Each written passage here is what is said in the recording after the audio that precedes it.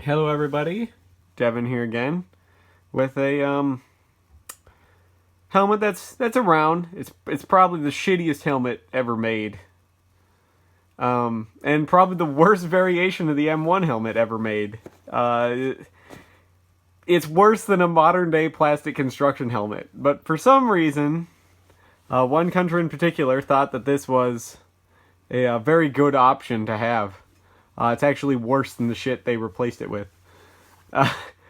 So, without further ado, we'll get right into it. This is the last version of the Iraqi M80 helmet.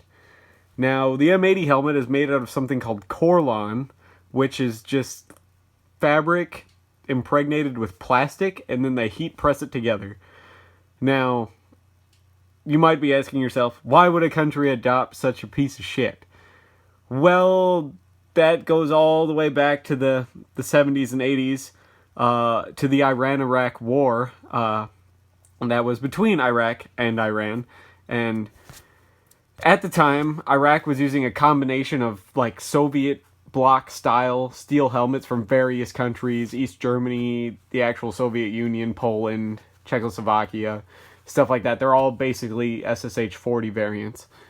And those were working pretty well. But they, as far as battlefield statistics go, a lot of stuff is lost during fighting. Equipment is lost. On average, during a war, more equipment is actually lost, broken, or, left out in the battlefield with the dead people than actual dead people.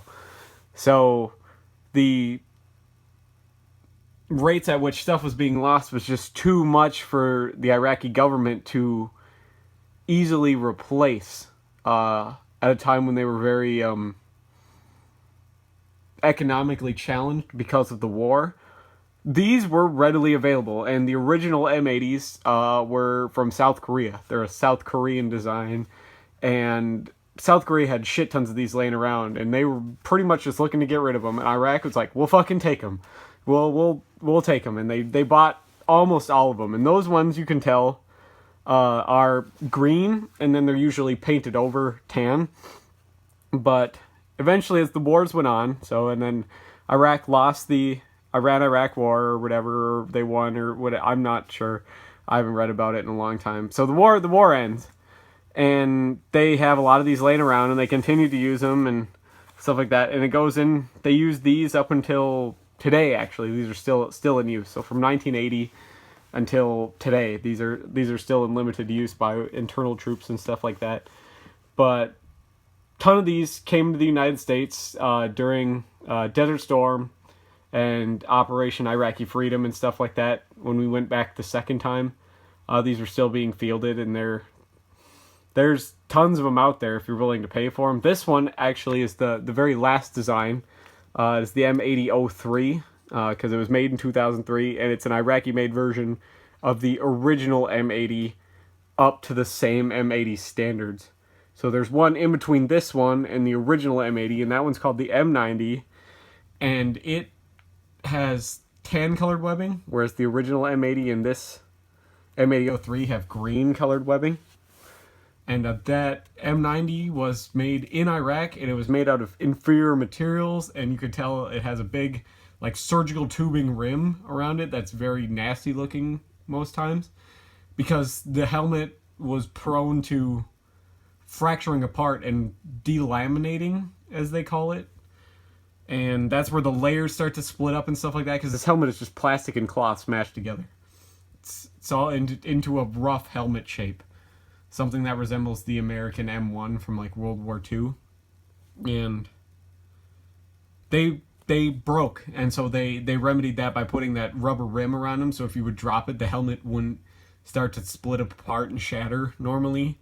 So, but they fixed that in the M80-03. They made it up to standard again, and they used the correct mixture of plastic and cloth and stuff like that. And we'll get into the differences and everything here now.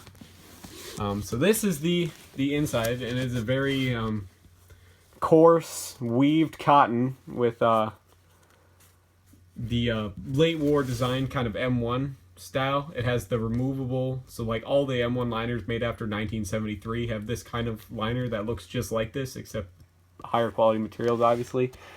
Other than that, it's the same exact style. The tension clips hold on the leather sweatband, and the liner is removable just by pulling down on these silver brackets that are used, held onto studs that are riveted through the shell. So, but all in all, it's a really shitty design. I don't know why they used it, because it was worse than the steel helmets they had. I mean, if they weren't so desperate, they probably would have came up with something else. But the M80, the original M80, was green, and it was painted over tan, and the liner was just like this, except it was in an olive drab style, whereas this is kind of a sea green, kind of a blue-green type of fabric. And the M90s have tan webbing on the inside. And they're all the same type of liners, so they all look like this. It's just the colors that are different.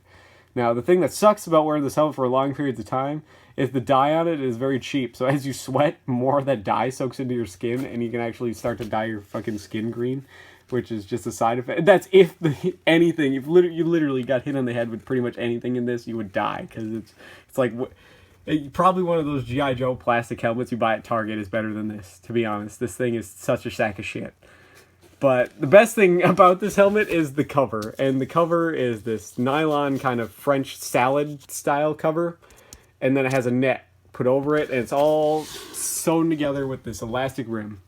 Now, I wish I could buy just these covers, because I would put them on almost all of my helmets. It's a very simple yet effective helmet, because if you get into the forested areas of Iraq, because believe it or not, Iraq does have forests, you throw the cover on. But if you're out in like the dunes, you can just take it off and use just the solid tan color, and it works great. It's, I mean, as far as it goes, that's the most effective thing on it. But it's just a very cheap, very chintzy kind of, you see the rusty metal, it's just a hook. There's no way to really adjust it. There's one very sharp, very thin slider buckle you could cut yourself on very easily to adjust the chin strap. That's the only way of it holding on your head. This adjusts normally with those equally sharp little buckles to adjust the height on everything in it, and the chin strap adjusts right there in the back with that buckle. The nape was often discarded because it tended to make the helmet rock forward on your head when you went prone. So a lot of the Iraqi soldiers just removed those, so they're not uncommon to find without the nape. But like I said, this one was pretty much unused. It was pretty much captured out of armory and sent back to the United States. So with that, we'll pretty much wrap up this helmet. This ugly sack of shit that for some reason is still making it in today's battlefield. It's a very awesome collector's piece for anyone that's been to, that got deployed to Iraq or anything like that. A lot of these have dried up in Iraq. There's more of them in the United States now than there is in Iraq, because they were such a prized possession to take from the battlefield. This one's been excellent condition. I'm really glad I was able to find it. And the only thing that I did to it that didn't come with it was I put the a Webtex rubber rim on it just to be extra safe, so it doesn't delaminate. So that doesn't normally come on there, but it's really close to the original helmet shell, so you can't really tell it's on there in certain light. But so with that, I'll leave it here. If you have any questions on this helmet, drop me a comment. If you want to see anything else in particular, leave a comment too. If you don't know a lot about helmets, but you have a certain liking to a certain country, just name a country and I'll see if I have a helmet from there and I'll do a review on it. Other than that, leave a like, spread the word about the channel. I'm just doing this to get information out there and all that jazz. So I'll see you in the next video. Bye.